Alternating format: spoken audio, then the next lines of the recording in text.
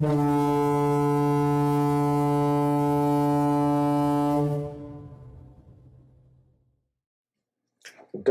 greetings to everyone. Welcome to TFT Tarot for today. Divine Dabblings with Oberon and Banshee. This is me, Oberon, with Goth Tarot. My weekly look into the shadow issues of our lives. And I have designed a new reading, or worked with other readings to kind of come up with one. So we're going to get started right away. Some of the decks that I use have changed. I'll probably note that at the end. So we start off once again with the dark design, the overall environment, how it affects us, who the antagonists or protagonists may be. And I'm going to use the Gothic Tarot for this. Drawing 3 cards.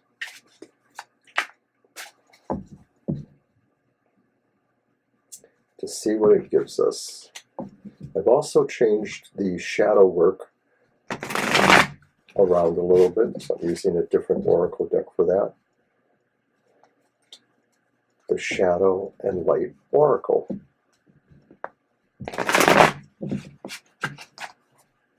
Hope everybody is doing well on this Wednesday morning when you see this. October 27th, which is kind of a date of special significance for me.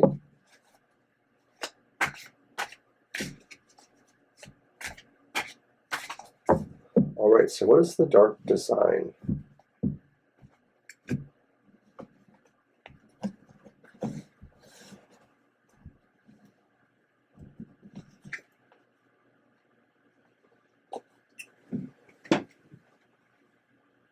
And our first card is the Ten of Swords, reversed.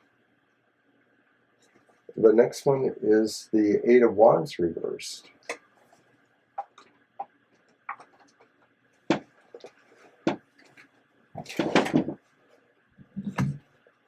And then the Devil, which is upright. So we have recently defeated some extremely negative forces here. The Ten of Swords sort of indicates a victory over forces that are particularly aligned against you. The Devil may represent what those forces are. This may have been a battle with our own codependencies and our own negative attributes that maybe were holding us back from action. The Eight of Wands reverse suggests that really this fight and or what led up to the fight was really depleting of our energies. And so where we're at right now, I think, is an environment where we're trying to recuperate from having accomplished a battle or having put forth into a battle of some sort. Okay, so as this goes on, because it could still be going on, will we be able to handle the adversity?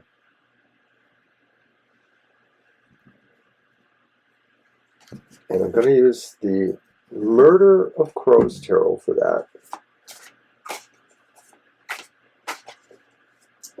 What is the best kind of strengths to apply? And my card fell out. I'm going to just go with it because it fell out. And it's the Six of Swords reversed.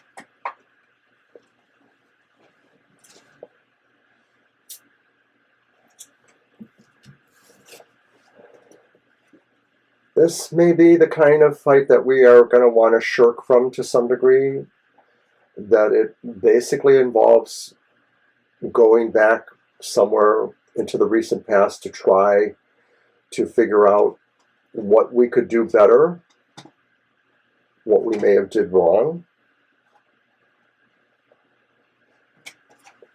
So this fight, though, is it Is it something that will tax us physically, or will it figure more into our psychological indications? And it is a physical attack.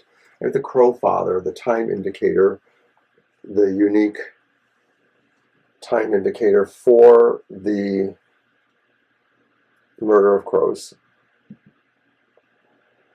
That's there on the left. So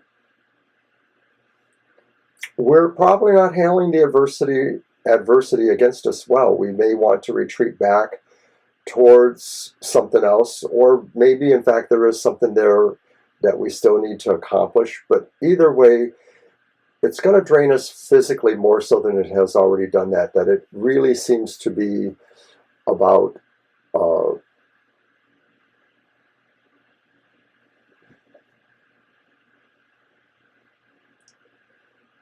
fighting adversity, possibly dark motives, revenge. I'm wondering if we're fighting physical addictions of some sort, like we're dealing with our substance problems, we're dealing with our weight problems, or we're dealing with our lack of motivation problems. And all these things really impact on us physically. They drain our energy, perhaps.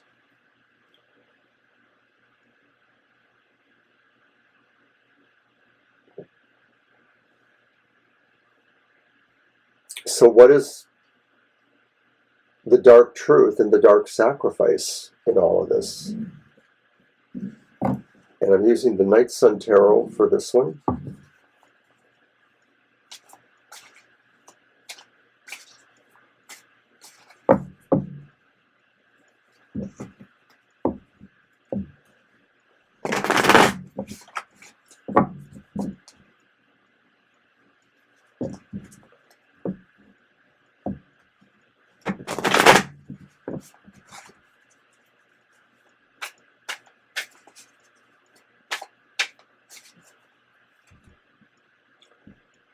So the first card pulled from the Night Sun Tarot is the dark truth. What is the reality that we may have to accept with this problem we're seeing here? And it's the Hierophant reversed. This is a matter of maybe conforming to something, conforming to an expectation that society or other forces wants us to conform to. And so this fight or this battle is really about being ourselves and being in charge of ourselves and our own destinies. Don't get physically ill from this kind of battle. I realize that at some point it seems like it's more psychological, but it can take a toll physically too, repressing ourselves in ways that are not healthy. But there is a dark sacrifice. What is it that we may need to give up or to change or alter in some way in order to benefit ourselves in this situation? And this is also pulled from the Night Sun Tarot. And the dark sacrifice is the Hermit. So I think that's a rather clear sign that what we need to do is go it alone here. We need to kind of pull ourselves away from the maddening crowd, as it were, far from the maddening crowd, and look into ourselves for our own answers, meditate, read the books that we feel would give us the inspiration we need.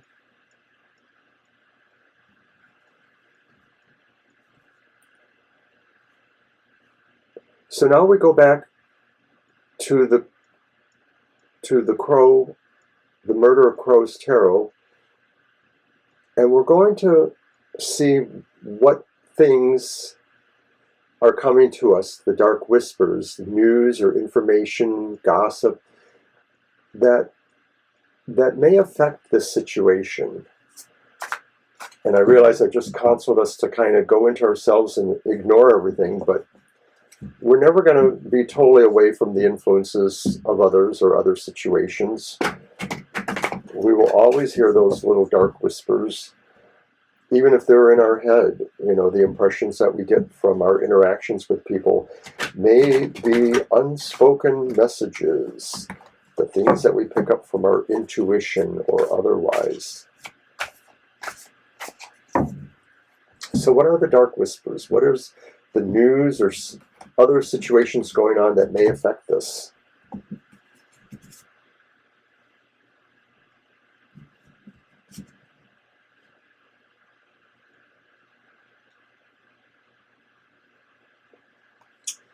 And it's the Page of Pentacles. The Page of Pentacles is news itself. And it's talking about,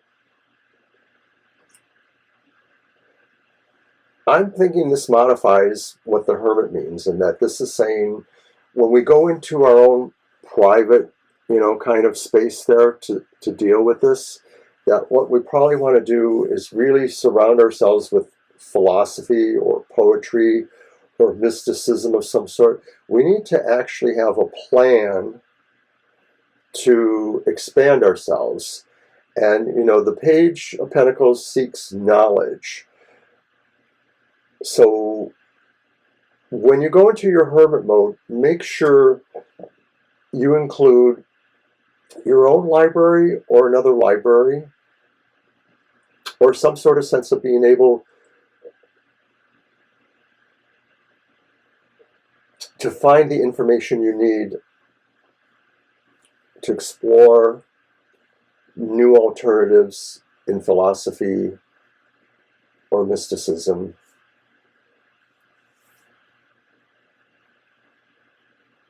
And let that be what affects you. Let that be instrumental to you. So now I'm going to remove some of these cards, because I'm going to finish here with the reading. I'm actually going to remove most of them, except for the original 3. And what I want to do now is ask a question. In all of this that's going on, I think I'll remove those 2. I want them gone. So in all of this that's going on, should we flee or should we be? Do we need to find ways to avoid the situation totally?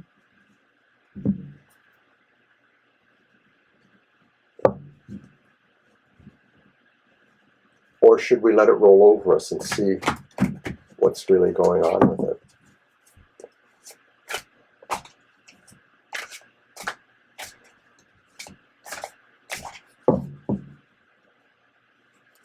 So I'm going to ask the question as, should we flee? Should we try to avoid or remove ourselves from the aftermath of this question, a defeat of the forces that were against us, but maybe there's still something there that we need to understand and go back towards to try to finish, to try to see if its change would be more positive, would lead us into a better direction. Should we flee?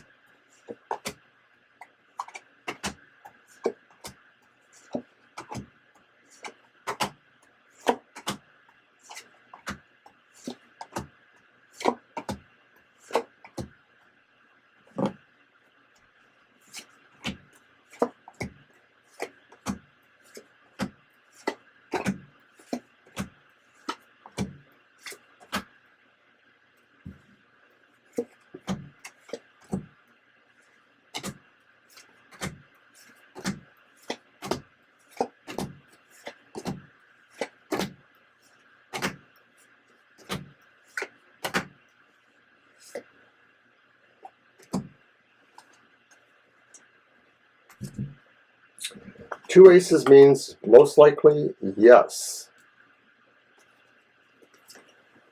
The Ace of Pentacles and the reversed Ace of Wands. The final card is the Sun. You wouldn't know it because it looks so dark there, but it's upright.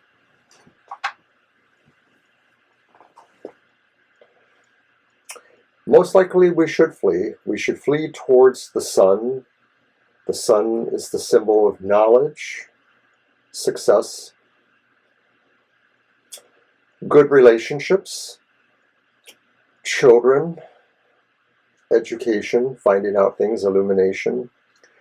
So it seems to me that if we flee the situation, and remember there was the advice about becoming a hermit too, and exploring the more philosophical, mystical sides of the equation, we would probably do well in doing that, because we're bound to find out something that's very important to the whole matter, that although this matter has either concluded or is coming to a conclusion, the idea of reversing some really negative activities against yourself and feeling depleted afterwards, use that time to expand your knowledge, to expand what you know about that.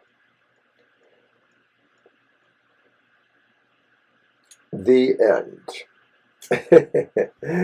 But now I'm going to pull a card for us to consider as shadow work, and that's from the Shadow and Light Oracle.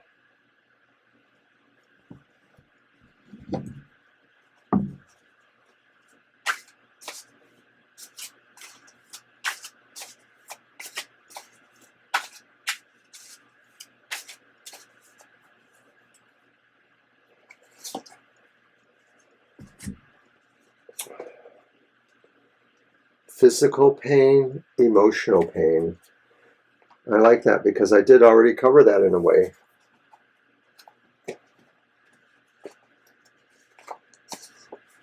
Your body and mind are highly connected, and your nervous system runs through your whole body. If you have ever experienced a gut feeling, it is very strong confirmation that your body knows what is going on, emotionally or cognitively. Emotional pain can manifest in your body and show up as physical pain. I kind of referred to that. Especially if there is something troubling you that you have been ignoring for a long time. If you experience physical pain for no apparent reason, it's highly likely that it is stemming from emotional pain. It's a sign from your body to your mind to do something about what is bothering you. This card alerts you to take note of any physical pain you might be receiving, and try to understand where the emotional pain manifests for you. If you're experiencing difficult situations, try to be mindful of what it feels like in your body, whether it be pressure over your heart, a tight stomach, or something else.